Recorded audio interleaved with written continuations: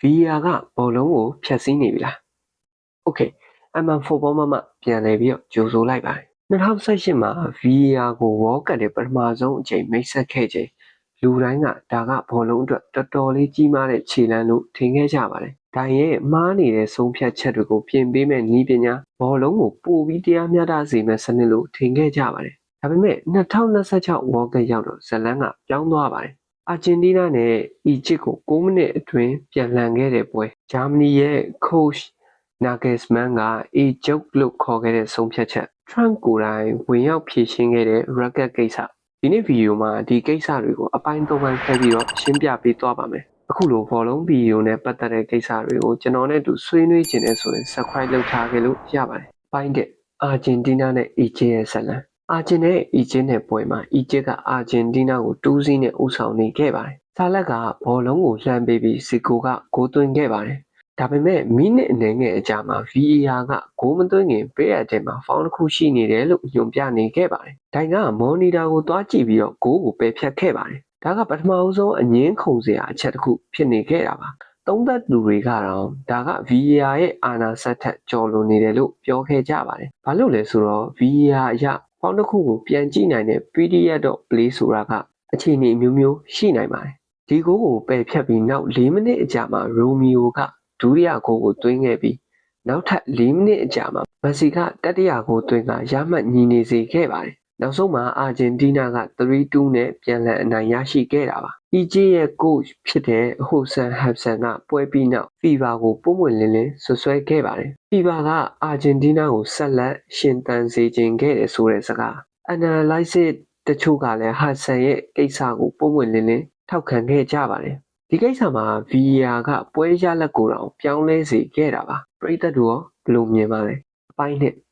Trump ရဲ့ဝင်ရောက်ဆွတ်ဖက်မှု2026 World Cup ရဲ့ VAR အငင်းပွားမှုတွေထဲမှာအထူးဆန်းဆုံးဇာတ်လမ်းကဘယ်လိုကန်ကိစ္စပါ USA ရဲ့ striker ဘယ်လိုကန်ကround of 32ပွဲမှာပြိုင်ဘက်ကစားသမားရဲ့ခြေဖနှောက်ကိုနင်းမိခဲ့ပါတယ်။ real time ကြည့်ရင်ရိုးရိုးလေးပဲလို့ထင်ခဲ့ရပေမဲ့ slow motion ထဲမှာပိုဆိုးအောင်မြင်ခဲ့ရပါတယ်။ VAR review နောက်ပိုင်းဒိုင်က record ပေးခဲ့ပါတယ်။ဒီနေရာမှာထူးဆန်းတဲ့အကြောင်းအရာဝင်လာပါပြီ။ US ရဲ့သမ္မတဖြစ်တဲ့ဒေါ်နယ်ထရန့်ကိုယ်တိုင် FIFA ကိုဒီဆုံးဖြတ်ချက်ကိုပြန်ပြင်ဖို့တောင်းဆိုခဲ့ပါတယ်။ FIFA ကလည်းဒီတောင်းဆိုမှုကိုလက်ခံပြီးဘယ်လိုကန်ရဲ့ဆုံးဖြတ်ချက်ကိုပြန်လည်ရုပ်သိမ်းပေးခဲ့ပါတယ်။သူကနောက် round of 16ပွဲမှာ USA vs Belgium မှာပြန်လည်ကစားခွင့်ရခဲ့ပေမဲ့ USA က 1-4 ဆိုတဲ့ result နဲ့ရှုံးနိမ့်ခဲ့ပါတယ်။ဒီဖြစ်ရပ်ကြောင့် VAR ဆိုတာဘောလုံးနည်းပညာတသက်မဟုတ်တော့ပဲနိုင်ငံရေးဩဇာလွှမ်းမိုးမှုနဲ့ရောနှောလာနိုင်တယ်ဆိုတဲ့စိုးရိမ်မှုတွေဖြစ်ပေါ်စေခဲ့ပါတယ်။ FIFA ရဲ့ဆုံးဖြတ်ချက်ဟာဘောလုံးဥပဒေအရ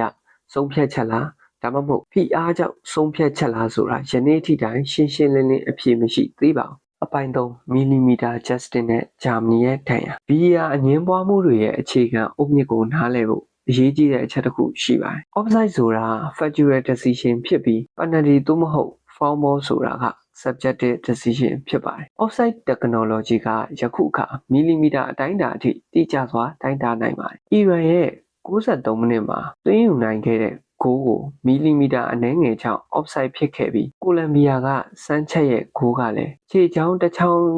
အရွယ် offside ဖြစ်ခဲ့ပြီးတော့ပယ်ဖြတ်ခံခဲ့ရတာပါဒီဆုံးဖြတ်ချက်တွေကဥပဒေအရမှန်ကန်ပေမဲ့ပရိသတ်တွေအတွက်တော့ခံစားရခက်ပါတယ်မျက်စိနဲ့တွေ့မမြင်နိုင်လောက်တဲ့ကိစ္စတစ်ခုနဲ့ဂိုးကိုဖျက်ဆီးလိုက်တာမျိုးဖြစ်နေလို့ပါဂျာမနီကတော့ပိုဆိုးတဲ့အတွေ့အကြုံကိုရခဲ့တာပါ round of 32ပွဲမှာပါရာဂွေးကိုချင်းဆိုင်ရချိန်ဂျော်နသန်တက်ရဲ့ extra time ကို VAR ကဂိုးကီပါဖောင်အဖြစ်ယူဆပြီးပယ်ဖျက်ခဲ့ပါတယ်ကိုဂျူလီယန်ကဒီဆုံးဖြတ်ချက်ကိုA-joke လို့တိုက်ရိုက်ဝေဖန်ခဲ့ပါတယ်ပွဲက1-1နဲ့ပြီးသွားပြီးဂျာမနီကသူတို့ရဲ့ပထမဆုံး World Cup penalty shootout ရှုံးနိမ့်မှုကိုခံစားခဲ့ရတာပါ FIFA ကတော့တာဝန်ရှိသူတွေကိုဒီလိုမျိုးဂိုးကီပါ blocking အစည်းအဝေးတွေအတွက်အရေးယူဖို့ကြိုတင်ညွှန်ကြားထားခဲ့တာဖြစ်လို့ဆုံးဖြတ်ချက်ကကိုက်ညီတယ်လို့ဖြေရှင်းခဲ့ပါတယ်ဒါပေမဲ့ဂျူလီယန်ရဲ့စကားကပရိသတ်တွေရဲ့စိတ်ထဲမှာကြံခဲ့ပါတယ်ဒီကုန်းချုပ်အနေနဲ့ပြောရရင် VR ကိုမိတ်ဆက်ခဲ့တဲ့ရွယ်ချက်ကရှင်းပါတယ်။ဒါရဲ့ clear and obvious error တွေကိုပြင်ပေးဖို့သာဖြစ်ပါတယ်။ပွဲတစ်ပွဲလုံးကိုပြန်ပြီးချိန်ညှိပေးဖို့မဟုတ်ပါဘူး။ဒါပေမဲ့